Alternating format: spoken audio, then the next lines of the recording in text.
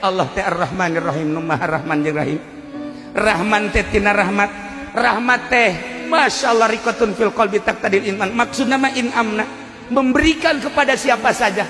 Ulah-ulah nu iman ka Gusti Allah, nu kafir, Kristen, Katolik, Protestan, Yahudi kabeh dibere ku Gusti Allah. Rahman Allah, Masya Allah karim, luar biasa.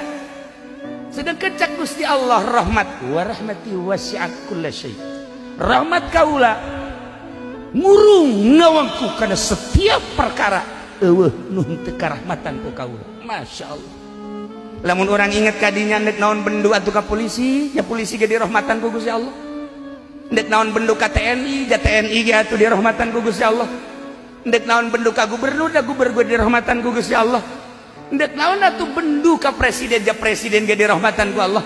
Nek naon bendu ka kafir, ya kafir ge dirahmatan ku Gusti Allah. Nek naon bendu ka jelema, bendu ka hewan, bendu ka alam, teu meunang sebab kabeh ge dirahmatan ku Gusti Allah. Lamun inget urang ka rahmat eta moal aya bendu di jero hate. Iyalah Kangjeng Nabi diawali ku model eta nu matak diisrokeun jeung dimerajkeun teh teu boga bendu.